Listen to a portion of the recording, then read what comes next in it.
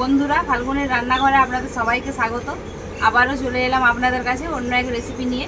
তো আজকে আমি আমের আচার বানাবো। তো আমের আচারটা খুবই লোভনীয় স্বাদে বানাবো। তো কিভাবে বানাবো আপনারা ভিডিওটা প্রথম থেকে শেষ অবধি পুরো দেখতে থাকুন আর আমার সাথে থাকুন। তো আম কাটতে এখন বসে গেছি, আমগুলো আমি কেটে নেব। তো আমগুলো কিভাবে কাটবো আপনারা ভালো করে দেখে নিন। প্রথমে আমি আমের খোসাগুলোই ছাড়িয়ে নেব। তো আমের খোসা ছাড়ানোর আগে আমগুলো কিন্তু আমি পরিষ্কার করে ধুয়ে নিয়েছি। আপনারাও কিন্তু আগে আমটা পরিষ্কার করে ধুয়ে মুছে নেবেন আমটাতে যাতে না জল থাকে।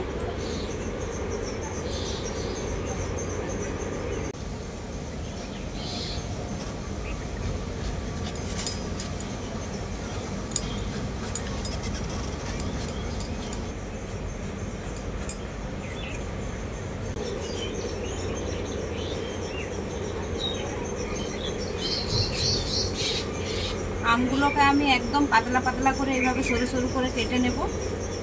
এইরকম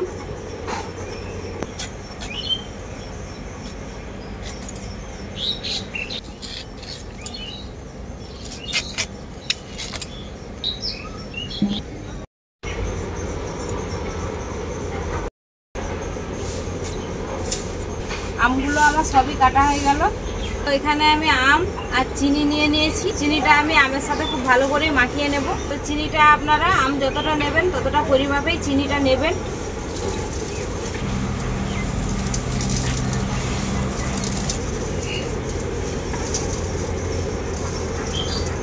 এই চিনি আর আমটা হাতে করে আমি একসাথে খুব ভালো করে মেখে নেব।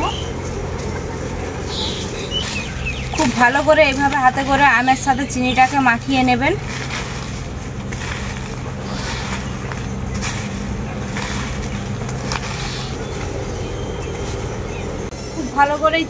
খুব ভালো করে চিনি আর আমটাকে আমি মেখে নিয়েছি।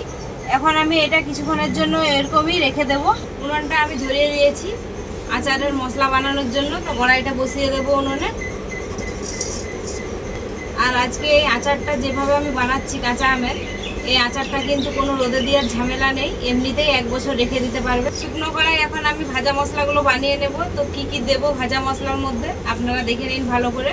তো প্রথমেই আমি দিয়ে দেবো কড়াইয়ে ধনে, গোটা জিরে, মৌরি আর দেবো গোটা শুকনো লঙ্কা। আমি যেহেতু আচারটা ঝালঝাল করেই বানাবো তাই শুকনো লঙ্কাটা আমি বেশি দিলাম। তো আপনারা যদি কম ঝাল পছন্দ করেন তাহলে আপনাদের পছন্দ মতো শুকনো লঙ্কা দেবেন। এই মশলাটাকে কিন্তু একবারে ছুঁয়ে দেবেন না আর একবারে কাঁচাও রেখে দেবেন না। তো মাঝারিভাবে মশলাটা ভেজে নেবেন। মশলাগুলোকে আমি খুব ভালো করে ভেজে নিয়েছি, এখন নামিয়ে নেব। শুকনো কড়াই মশলাগুলো ভেজে আমি ঠান্ডা করে নিয়েছি। এরপর শিলনোড়াতে খুব ভালো করে গুঁড়ো করে নেব। তো প্রথমে আমি শুকনো লঙ্কাটা বাদ দিয়ে এগুলো সবই একসাথে গুঁড়ো করে নেব।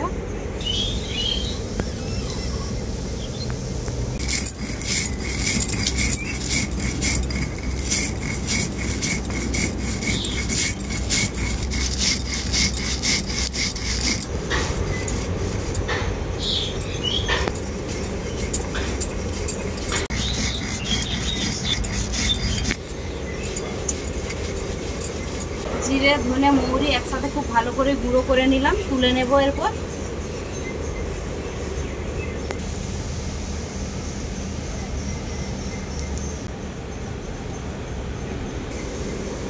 এরপর আমি শুকনো কড়াই ভাজা শুকনো লঙ্কাটা বেটে নেব।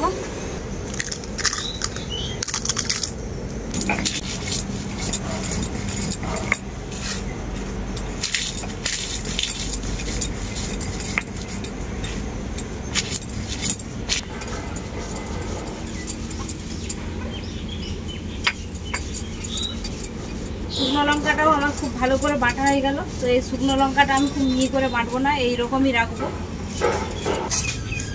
ভাজা মশলাগুলো আমার সব বাটা হয়ে গেল। এরপর চিনি মাখানো আমের মধ্যে আমি কিছু মশলা অ্যাড করব। তো যে মশলাটা আমি ভেজে রেখেছিলাম জিরে, ধনে আর মৌরি, তো এই মশলাটা দিয়ে দেবো এর মধ্যে। শুকনো লঙ্কার গুঁড়ো, লঙ্কা গুঁড়ো 1 চামচের মতো, হলুদ গুঁড়ো 1 চামচ, লবণ পরিমাণ মতো। মশলাগুলোকে আবারও খুব ভালো করে একসাথে মাখিয়ে নেব।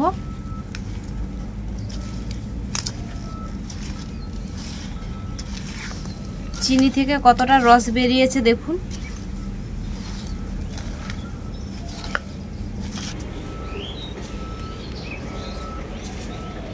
তো মশলাটাকে আমি খুব ভালো করে মাখিয়ে নিয়েছি।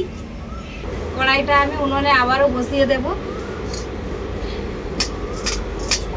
সব কিছু একসাথে মাখানো আমটাও আমি দিয়ে দেব কড়াইয়ের মধ্যে।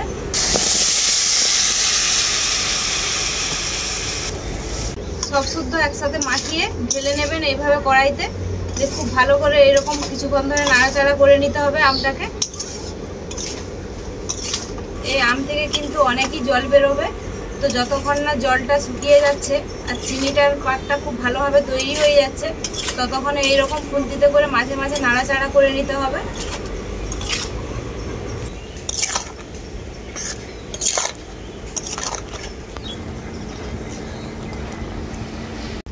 কতটা জল বেরিয়েছে দেখুন বন্ধুরা। এই জলটা কিন্তু পুরোটাই শুকোবে, ততক্ষণ এইভাবে আমি নাড়াচাড়া করতেই থাকবো মাঝে মাঝে। আমের থেকে যে জলটা বেরিয়েছিল সেই জলটা শুকিয়ে গেছে, আর কালারটাও খুব সুন্দর চলে এসছে এই আচারে। এখন আচারের রেসিপিটা আমার পুরোপুরিভাবেই রেডি, নামিয়ে নেব। তো তার আগে আচারের কালারটা একটু দেখে নিন। দেখুন কতটা সুন্দর আচারের কালারটা, দেখে যেন এখনই জিভে জল চলে এসছে।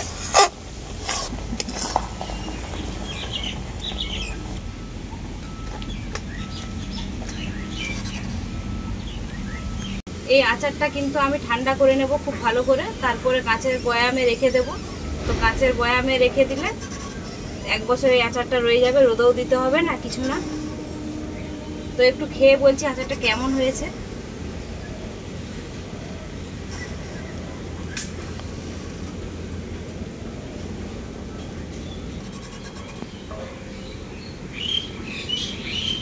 আচারটা একদম ফাটাফাটি হয়েছে। এরকম আচার যদি থাকে তো আর কি চাই।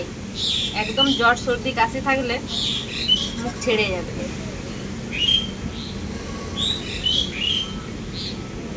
তো আচারটা আমি কীভাবে বানালাম আপনারা তো দেখলেনই। আর এইভাবে আচার বানানো যতটাই সহজ ঠিক ততটাই কিন্তু টেস্টি হয়। তো আপনারাও এইভাবে বাড়িতে বানাবেন, বানিয়ে খেয়ে আমাকে কমেন্ট করে জানাবেন যে আচারের এই রেসিপিটা কেমন হয়েছে। ভিডিও ভালো লাগলে লাইক শেয়ার সাবস্ক্রাইব অবশ্যই করে দেবেন। প্রত্যেক দিনের মতো আজকেও বলছি আপনারা ভালো থাকবেন, সুস্থ থাকবেন, নিজেদের খেয়াল রাখবেন। আবার দেখা হবে পরবর্তী ভিডিওতে নতুন কোনো রেসিপি নিয়ে।